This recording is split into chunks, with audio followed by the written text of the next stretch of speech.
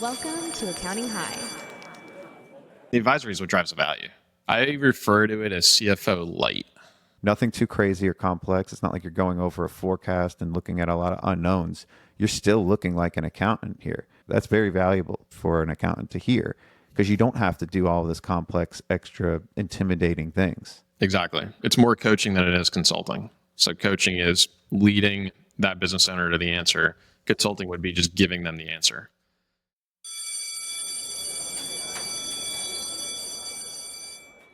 Students, welcome back for this quick short interlude with the workflow queen herself, Alyssa Lang. Alyssa, thank you for joining me again at Accounting High. What you got for us, Alyssa?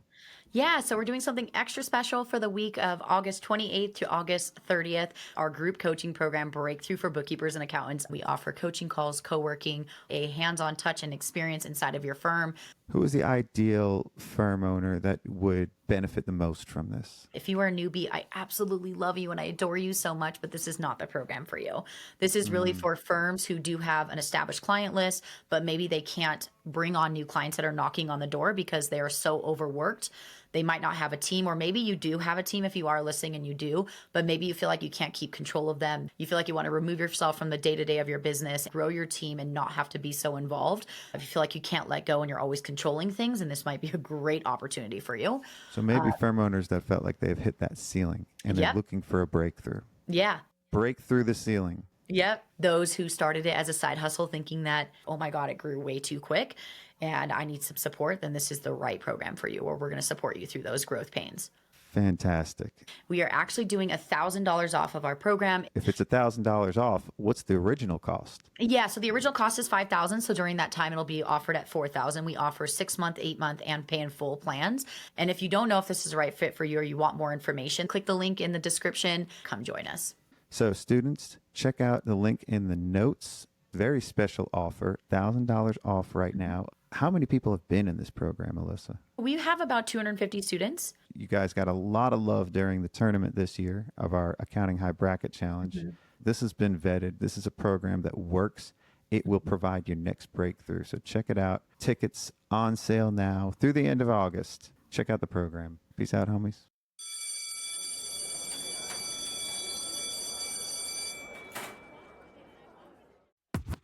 Hi, class is in session. It's time for Shoperations at Accounting. Hi, class is in session. It's time for Shoperations at Accounting. Hi, kids. Hybrid teams, for Pete's sake. I'm trying to manage through screens, but I can't figure out which Zoom window's my next meeting.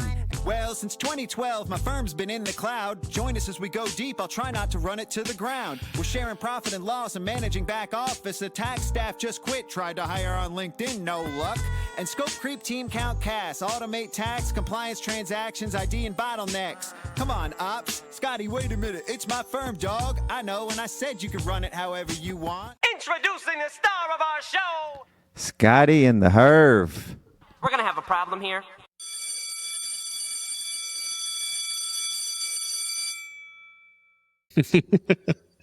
What's up, man? What up, what up, what up? Class is in session, and I got with me Chris the Hervochon.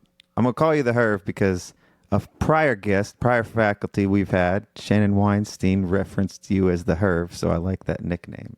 What's up, homie? Yeah, man, just hanging out. Yeah, Shannon and I go way back. We went to college together. I heard. Yeah. And you guys have both gone to grow very successful practices within the accounting sphere, and today is the Herv. We're going to talk about your journey in accounting, but first, I'm going to ask you how you got into this. Yeah, that's a good question. I'll go all the way back to high school if you want. So in high school, I took my first accounting class at the behest of my dad's encouragement, who wasn't also an accountant. And that didn't go well. It was one of those situations where you drop the class before you fail it. Got into college, had accounting, whatever it was, 101 in my spring semester. I had a really good accounting professor that kind of showed me this is why this is important. And so I said, okay, cool. I'm going to go ahead and major in accounting, which is a total departure from the year before that. And, the rest is history. So the way I know Shannon is we went on winter term together. So we both went to Elon, North Carolina, kind of close by you. And we had a winter term. So January term was like a one class kind of deal. You could either be on campus taking one class, or you could go study abroad. So I studied abroad my senior year. I think she was a sophomore at the time. And we went to Australia and the Philippines and took a business course over there and all sorts of shenanigans and whatnot. So Wow. So Australia and the Philippines. What year was this? This was, I'm dating myself, but 2006. Okay. Yeah. Yeah. So This is January before the 2006. cloud. And before we started outsourcing everything to the Philippines, before we started getting all of our software from Australia, you went there. This is like two meccas of accounting, too. Yeah. Something like that. I mean, not then. I don't know if you learned much then about it, but that seemed like those are two interesting places to go. Yeah. Why? It was, the first place we went was the Philippines, and we spent like half of our time there. So about 2 weeks. And we spent about 2 weeks in Australia. So we were in the western side of Australia. So Perth, which is, that's very first world, it's just like kind of sort of like it is in America, right? It's not all that much different, but the Philippines, we were in Manila, but that was definitely a culture change. I'd never really been out of the country and, spent much time overseas or anything like that. So it's definitely different. But you get a little bit of worldly views too, and it gives you a lot better perspective going into business. For sure. So let's get back to the U.S. And you also play golf too. We both have a mutual acquaintance, mutual friend who's on the PGA Tour now. You were a golfer around this time too, is that right? I was. I played very briefly in college, and then once I got out of school, I turned pro. I had no business turning pro. I spent year and a half, 2 years, something like that, as a golf pro. Semi-pro, or like what was this, like on the junior tour or like pro tour? Yeah. So I was playing mini tours, and I was playing Philadelphia section events with like not PGA Tour, not even at the time Nationwide Tour. Like, let's not overstate this even a little bit. I'm sure a lot of our listeners would love to know what your handicap is. Right now, I'm like a 5. Okay. Yeah. Very impressive. Really? Were you pursuing your CPA at that time? No, that would have been probably about 2 years later. I went into corporate accounting, JP Morgan Chase, large bank. I was in credit card. So that's where I figured out how to do like journal entries, debits and credits and stuff.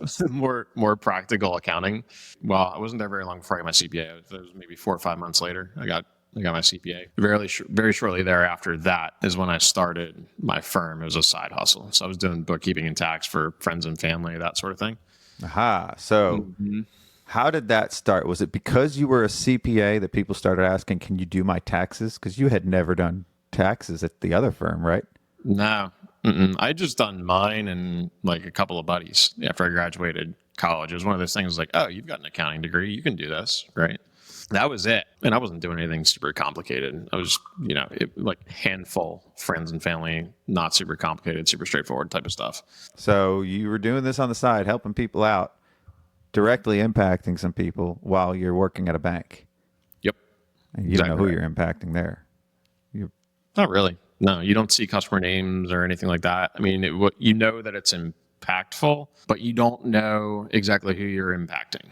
It's one of those things where it's huge corporate is very, very different than, what we're doing now. So how did that evolve? So when I was there, we had our first child. And if you rewind it back a couple of years, married a Southern girl, she moved up to New Jersey. It was supposed to be like a 2-year thing. 2 years turns into 7. We've got our first child. We're not really near her family at all. She does not like the winter, a couple of bad winters. Finally, one day she was like, hey, you got to get your act together. And we're moving south, essentially is what happened. So I started looking down south for a job. First job I found was in Bluffton, South Carolina. So essentially Hilton Head for anybody who's familiar. And so we packed up and we moved. So I was at JP Morgan 3 years, came down here, got a job in corporate, but in healthcare, spent 4 years there, split my time in between corporate accounting and finance. So I got promoted into a finance director role at the tail end of my tenure there. And we built out the entire finance function for a line of business that was doing about 100 million. And at some point during that period, I had some other stuff going on, but it was like, I either need to focus on this side hustle that I still have, that I'd been operating for 7 years at that point, or either shut it down or whatever. And so at the time I was getting into politics too, and we don't need to talk about that. But I needed a little bit more flexibility than what I currently had. I was like, okay, cool. This makes sense. I'm going to go do this full time, grow it, see what happens. And basically just... What was it at that point? 7 years of doing it as a side. What were you like? How many clients or how much were you making doing that? A lot of my revenue was coming from contracting with another firm. And Interesting. Yeah, I think when I left, I was maybe like 40 grand a year in revenue, something like that. Yeah. Yeah, nothing crazy for sure. And most certainly not enough to feed a family of 5. Right. So, right. And if you're going into, well, we're not going to talk about the politics, but that was a little sidebar or side distraction to your side hustle. But now your side hustle is becoming your full-time thing. What did you do to get clients then when you made it full-time? BNI. Joined a BNI. Yeah, okay. I joined a BNI group the week after. I'm still in that BNI group, by the way. But I joined a BNI group the week after I quit my job and really had no idea what I was doing. So, as far as getting new clients and stuff like that. And what year was this? This is 2018. Okay. I joined BNI on August 1st of 2018. All right. So it's a local thing that you were doing. Because for our listeners, you're very advanced when it comes to tech. I mean, you're kind of known for that too in this space. You're not Jason Stats or anything, but you're experimenting with AI, you're experimenting with all these other things. And I want to talk about that today too. Absolutely. But in the beginning, you're going to in-person meetings, BNI group and stuff. And that's how you're getting clients. Did you see some success doing that? BNI, yeah. That's like where my first probably $250,000 came from. Oh, dope. BNI's been great for the business. Well, what types of clients? So $250,000 of business, that's a lot. Was it similar types of businesses or was it just in general? Like who were you picking up? Let's see. So the first client was a marketing agency. And then like the third client was a marketing agency. And then that's how I ended up niching in agencies. But it's been a combination. At the moment, we're probably like 45% marketing agencies, 40%-ish trades and trade-related businesses. And now we're 15% is just kind of a mishmash. Did you accidentally find that niche? Because you just said few clients became, few marketing agencies became clients. So you must have seen similarities.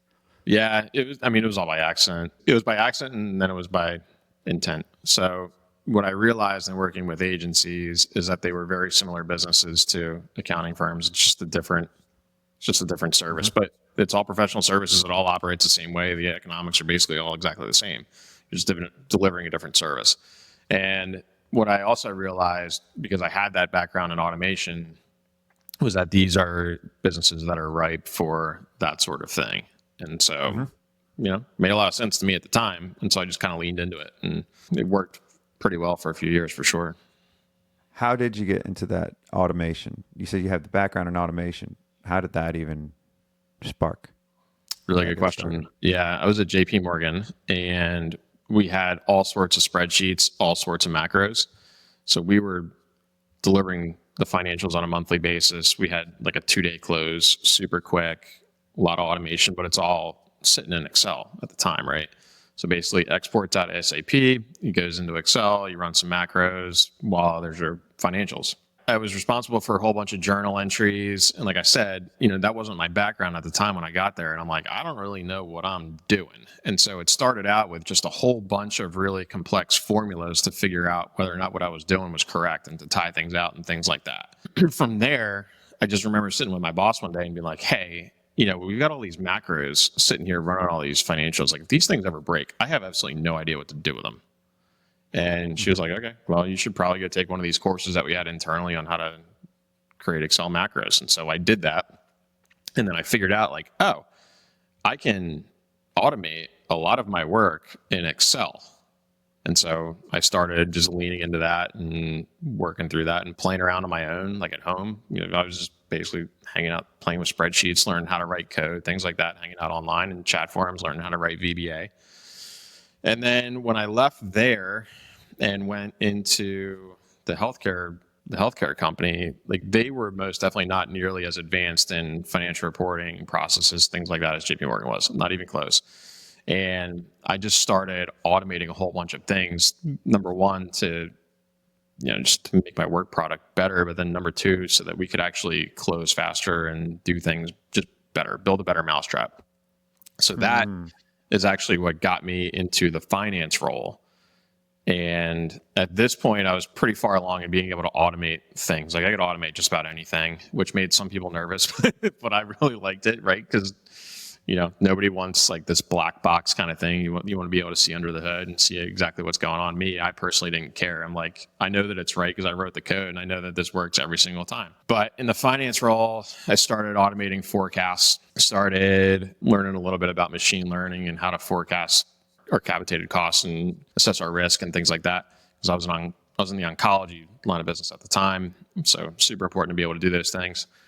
And I just kind of had this thought one day, because I remember I've got this side hustle too. And I know what I'm doing in my day job, and it's automating stuff, and I can see the insights that I can get into that line of business.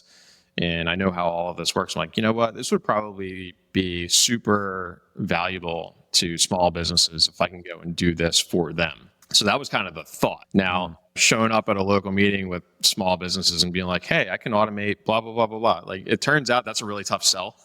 So Sure. that was one of the things that was Well, first, they don't understand. They don't see the value in an automation because they're not even struggling with any of the problems of prior to automating it, right? Yep. You're bringing exactly right. something to them that they can't connect on why that would be helpful for them, essentially. Yep. So totally misjudged that situation, but nonetheless, that was kind of the impetus for me to say, you know what, I've got this skill set. I should go use it because I can probably do a lot better than I can here. And so that was the impetus for just me going out on my own. Okay. So then as you're self-guided in this journey too. So you're probably also looking at things a little bit differently from an accounting perspective when you were building out your firm and when you were starting things out. So what were some of the opportunities you saw with automations at your firm? To do more with less, I would say, and to be able to get better insights, connecting data sources and things like that. So, I mean, this is 2018. Cloud was still relatively new. It certainly wasn't is what it is today. Being able to connect different apps. Like this is even before, I didn't even know about Zapier at the time. I remember where I was and what I was thinking when I found out about Zapier. It was just being able to do more with less and being able to automate things and take on more customers. I never had any intent of having an employee, and that didn't last very long. But that was kind of the thing. Like, hey, I can have this kind of lifestyle firm. I can automate a lot of this work. I know how to do it, and if I can do that, then it'd be a pretty sweet business, right? But it's evolved. So you were initially with this $250,000 when you were just getting started. You didn't have any employees. You were trying to just manage it all yourself, automate as much as you can, and just be like white glove for these clients. Exactly. Interesting. Mm-hmm. And how long did that last? A year. I hired my first employee in August of 19. Okay. And how many employees do you have now? Right now, we're 3 FTEs. Just hired another one yesterday. Dope. All right. Yeah. And what's your revenue now? A couple of contractors. This year, we're going to do about 725. All right. So you're on your way to $1 million. We're getting there. The slow burn, man. The first million's the hardest, so they say. That is what they say, and that is true. And I'm going to kind of circle back here. You got your first employee, you're growing, and you've got a niche. Were you doing more with less at that time? How was this working out with this employee and with the automations and with you? Did you feel stressed, or were you relaxed at the time? That's a good question. I think I blocked it out, to be honest. Like, at the time, I mean, I was holding political office and, I was trying to build this firm. I'm still fairly new to it. I wouldn't say that I've ever been comfortable. Honestly, I think if I ever felt like I was comfortable, I think I would go do something else. Nobody that innovates is ever content with anything that they do. And if you're innovating, you're automating, and you're trying to find new ways of doing something, that means that you never will be content, because you'll get to a certain point where you've done all this, and then you'll see something else you want to change or fix or do better or do differently. Hence your name, A Better Way CPA. So is that the name of the website? Is that the URL? BetterWayCPA.com is the URL. Better Way to CPA. Yeah. Better Way to CPA. You can't go by that because you've got the whole restrictions of being a CPA. So your firm name is Chris Hervochon CPA, but I like the website. Yeah. For the moment, we're actually getting ready to rebrand it all. So by the time, probably by the time this comes out, we'll have a new name. But that's also important. You never had that content of things are okay or things felt stable, you were always trying to do the next thing and grow. Where were you, or how did you find out about like Zapier and some of these other automations? Zapier, I was sitting in bed one night, and this would have been probably in late 2019, early 2020. And I stumbled upon the website, and it was like, hey, you can connect all of these APIs and do it without code. And it blew my mind. Absolutely blew my mind. I'm like, wait a minute. Like, what am I over here writing code for? Like, at the time, I was learning how to write Python. And so, yeah, I found Zapier. I didn't use that for too long, because right after that, I found Integromat, which is now Make. And that, for whatever reason, that platform just really resonates with me a little bit more. I find it a little bit easier to use, a little bit more powerful. So I really leaned into Make. At the time, we still use Zapier for a few things that Make doesn't support for whatever reason, but we've been pretty reliant on Make for a number of years at this point. And you spent a lot of time learning code, learning Python and the others. Did it discourage you that you found something that you didn't even need all that, or were you just refreshed that you don't have to deal with doing the code part anymore? I think it's more the refresh that you don't have to deal with code anymore. I think it was Steve Jobs who said everybody should learn how to code because it teaches you how to think. So I spent a whole bunch of time learning how to code, and it really does teach you how to think. So but like most definitely, that was not wasted time for sure. And if you can understand how to code, and if you can understand where things go wrong, it is super helpful in all sorts of places in your life. Process mapping or anything that you're doing within your firm. No, for sure. And you're creating algorithms for your life. Essentially. Yeah, that too. And like worst case scenario, I've been dealing with developers for a long time who have built custom stuff for me that, is not supported by Zapier or Make or whatever. And just being able to talk that language and explain to them, this is how this should work. And here's why I think this thing is broken. Super helpful. It really shortcuts just about everything. Yeah. Yeah.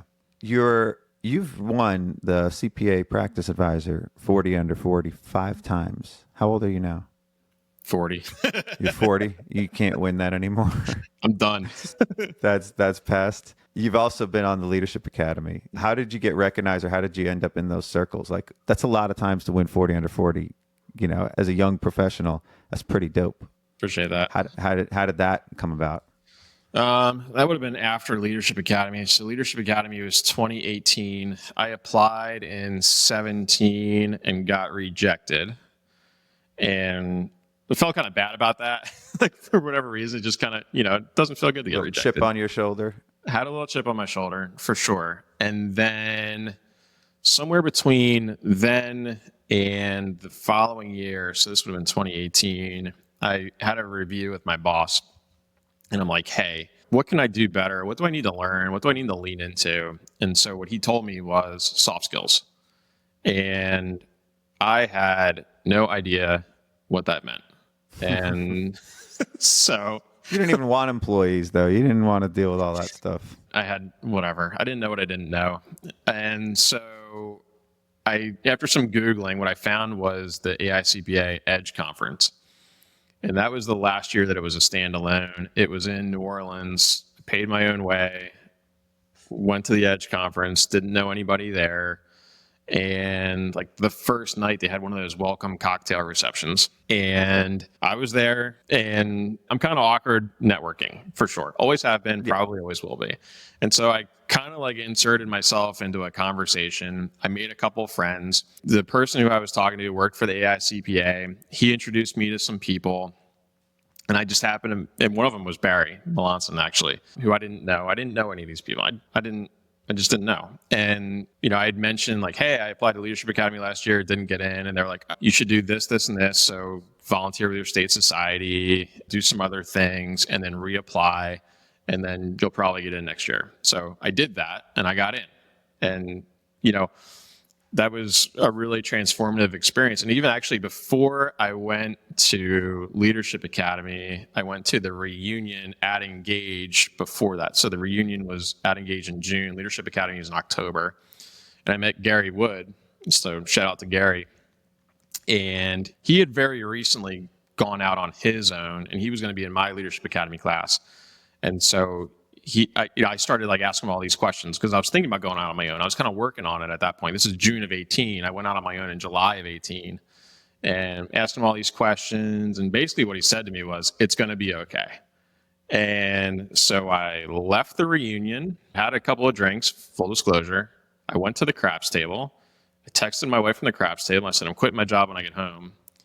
And I did that. It's going to be okay. It's going to be okay. And so, Gary was kind of instrumental in me doing that and doing that at that time. And then I was fresh on my own when I went to Leadership Academy. Leadership Academy was a really great experience. I still have some friends from that class, 2018. And what happened at the craps table?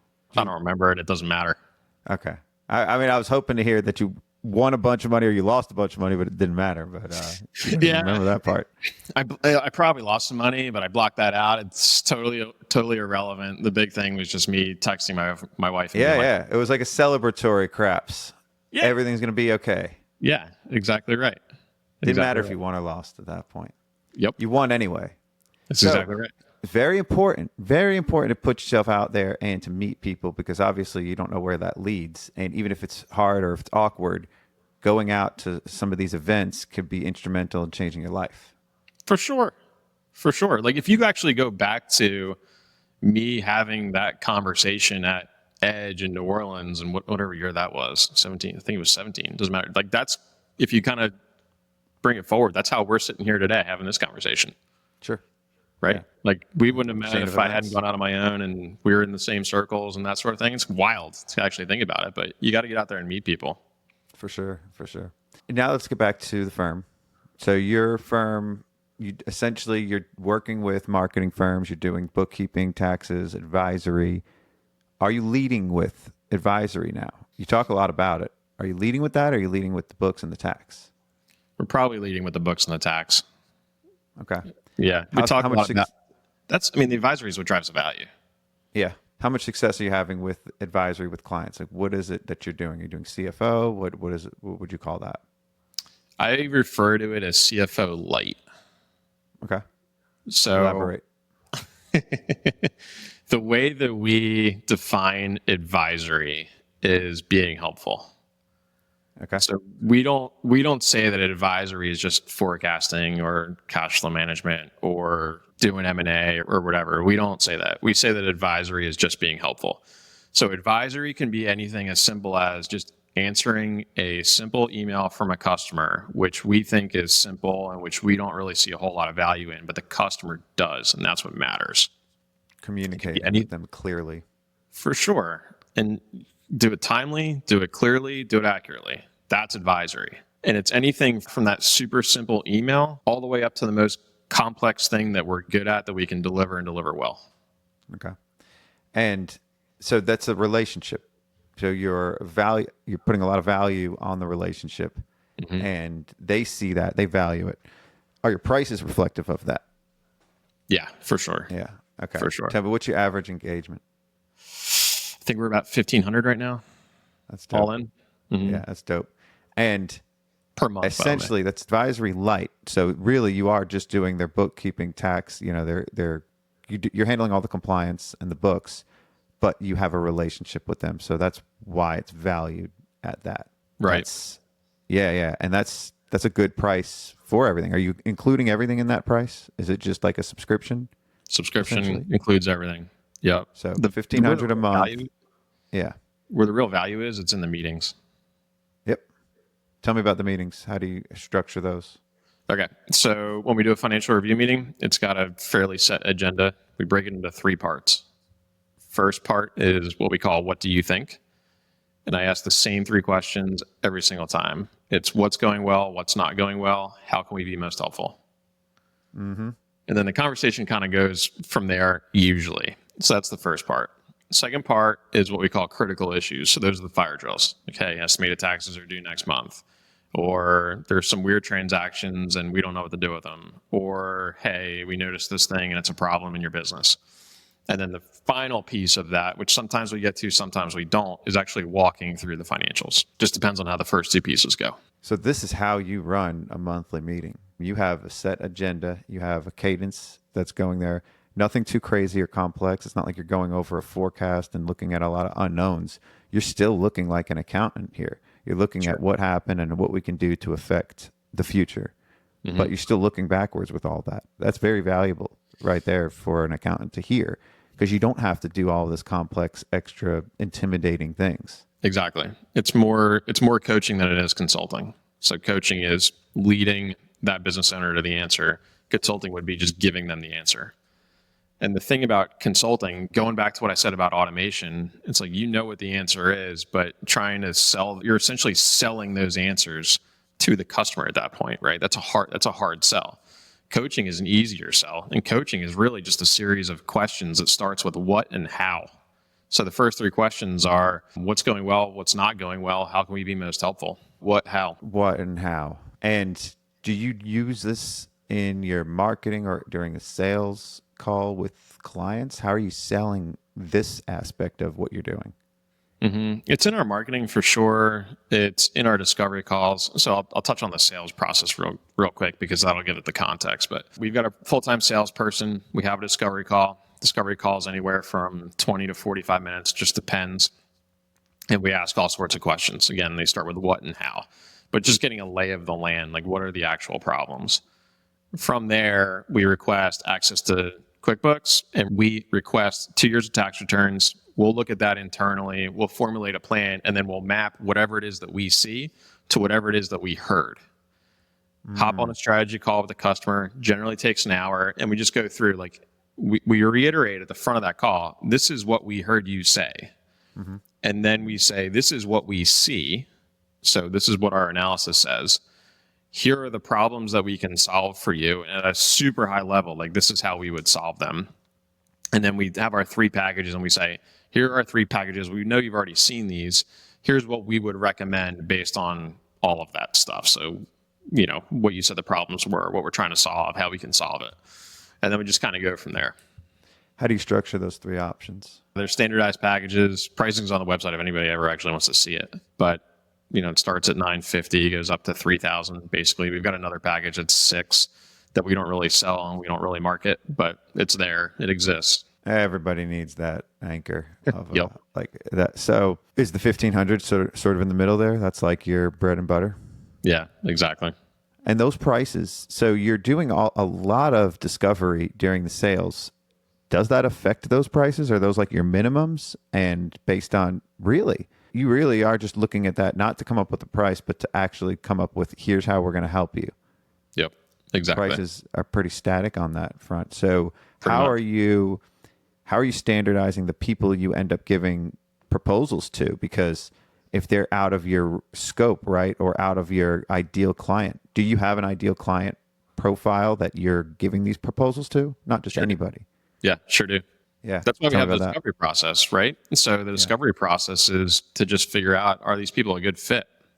Yep. That's the biggest thing that I learned between starting my firm and now. So when you start your firm, like I said, I got 40,000 in revenue. Friends and family, yeah. Yeah, not enough to feed a family of 5, for sure. I promise you that. And so you take on whatever you can. But when you do that, you end up with customers who are poor fits. Either you don't have the skills to do it, which that was few and far between because we're just not doing that, right? Yeah. Or you've got customers who are just, you don't like working with them, you don't vibe with them for whatever reason. You end up with those customers, and those customers are expensive financially and they're expensive emotionally. So let's not do that. Now we've got this discovery process that either implicitly or explicitly just weeds those folks out. And what do you do? Do you have a survey that they answer? Do you have questions, or is it really just in the first call and then the review? Yep, it's really just in the first call. So how do you know that you're going to take a call with them? Like, what if they are way out of your range just initially, like by revenue or by size or something? Or do you have anything that's filtering who you take a call with? No, not really. I mean, the website filters it to some extent. Sure. They see the prices, so that's probably, The price is the biggest thing. Like that filters out. Right. Right? I mean, it's going to filter out most of it. The rest of it, we've got a full-time salesperson. There's no harm in having them hop on a call. And in fact, maybe, even if we're not going to work with them, maybe they can get a little bit of value from that. So you've drawn the line, and you're basically not taking on anybody less than $950 a month. So right there is your filter. If they're able to pay and they're willing to pay, and they seem like a good fit after the discovery, they're a client. And so you're not really, and are you still attracting a lot of marketing agencies in For those sure. discovery calls? Yeah. Okay. Yeah. The marketing agencies we track on the discovery calls, they probably track our mix right now. So 40, 50%, somewhere in there. Are you doing any marketing toward them? Are you? Yeah. Yeah, for sure. We've got all sorts of ebooks, resources, social media.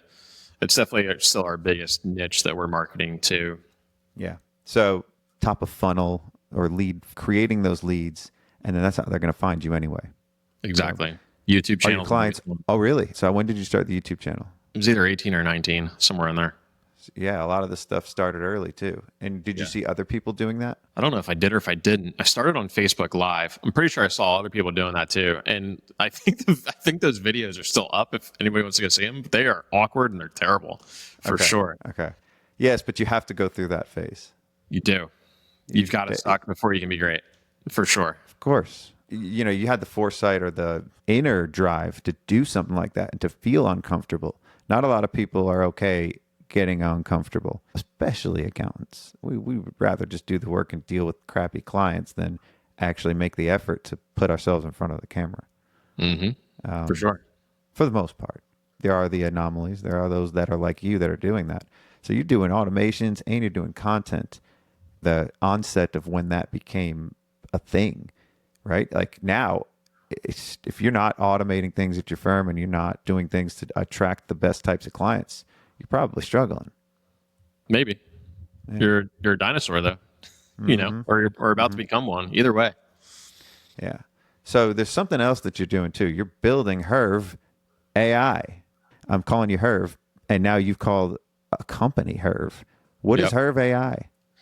So when I first started reviewing financials and learning how to do controller level work, I basically just developed this checklist here. Here are the things you need to look at in order to have good, clean books at the end of the month.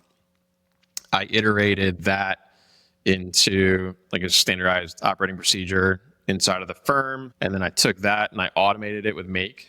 So I had this huge Make scenario that would go through the books. And at the time we were on Zendesk. That was our workflow product. And so we, create tickets and things like that. We found errors. Well, what I very, very quickly found out was that was super expensive and cumbersome to maintain. So I was like, you know what? I'm just going to bite the bullet, hire a developer to do it.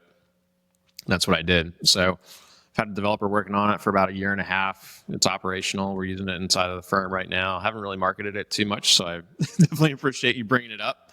But basically what it is, it's an alert system. And one of the things that I've heard from my team members, one of the things that's kind of stressful about working in accounting firms now is you've got all of these different platforms and portals that you got to log into, and it's a lot. And it's tedious. It's tedious. There's no other way to put it. And so there's a lot. And everything's stacked together. Yeah. And so we moved over to Karbon. We've been on Karbon for about 2 years now. And there was nothing really that integrated with Karbon and nothing really that would do quality control and then also fit into our workflow inside of Karbon. So that's the problem that it really solves, is that it creates alerts, it creates work inside of Karbon. So there's really nothing, once you log in, set it up, there's nothing to log into again. It just kind of sits in the background and it works and it, checks the accuracy of the books. So that's the thought. We're still developing it. We're building out new quality checks, new flows currently. And then pretty soon, hopefully, we're going to have a Zapier integration that's super robust, where it doesn't have to necessarily be Karbon or email where it's generating these alerts. It can be like anything that you're working in generally. So interesting. That's what we're doing. When I hear that, I compare it to, in my head immediately, I'm thinking Scrutinize or even Keeper, which is basically kind of like both, like the Karbon and Herv. Verify IQ maybe. How does it compare to these other products that I'm naming? I would say that the flows are a little bit different. So what it checks is a little bit different. The Karbon integration is the big one, for sure. And the fact that it's meant to be an alert system as opposed to yet another portal that your team members have to log into. Is it your hopes that Karbon would integrate something like this into their product? Haven't really given that too much thought. That would be cool, for sure. It would be really cool if they just acquired it all together and ported it in there, because it seems to work well with their product. And it would be a lot of value to users. I know my ops manager has been looking at Keeper because Karbon doesn't do a lot of those things. So they thought that would be possibly a different solution for us. Yeah. So that's interesting. And so you're doing all of these things because they will help you at your practice, right? It's not like you're creating a product that you just want to market, blow up, and do all that. You did this because you were using it internally. Correct. Is that right? Yeah. Correct. Yeah. I mean, I do hope that it cash flows. I do hope that it blows up and other firms find value in it for sure. Mhm. But that's not first. What's first is that we've got a good solution for our firm. Everything else is secondary. Yeah. It's valuable. And that's most of the products that in the market that are very useful for other firms started because they were a solution for somebody's firm. I know that's the story with Ignition. That's the story with a lot of the other products that we all use is a firm started it to use it for themselves and then found it very valuable and then started marketing it outward. Exactly. So don't sleep on Herv AI if you see it out in the wild or in the future. It's homegrown too, just like your firm and just like everything else. It's kind of like starts with you pulling a thread somewhere in this world. You see something that could be done better or could be done differently. So you start pulling that thread and it pulls different people into your life and it pulls different products into your life.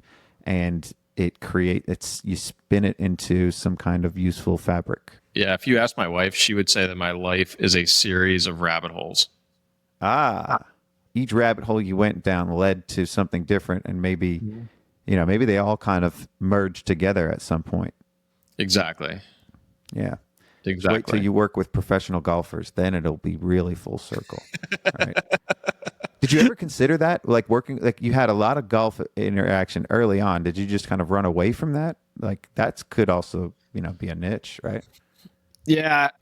If I was where I am now 15 years ago, I probably would have thought about it a little bit harder. At the time, the thought of super complex multi-state taxation for multi-million-dollar clients, like that was not my wheelhouse. Right. Like that, right. And so in a lot of those, my understanding anyway, is a lot of those organizations have accounting firms or agents and things like that they refer out. And, it's kind of difficult to break into. That's my understanding anyway. I don't know if that's true or not, but I bet it would be easier to break into golfers than rappers. So that's dope though. What does the future hold then? Like, do you have any aspirations for the firm where you want to get it to? Yeah. I mean, our goal for the next 3 years is 5X pretty much. And then 10X over the next 10. So, okay. Hopefully we get there, but we're definitely making moves toward it. Implemented EOS, which I know you're familiar with, and leaning into that, getting the right people in the right seats, working on our marketing strategy.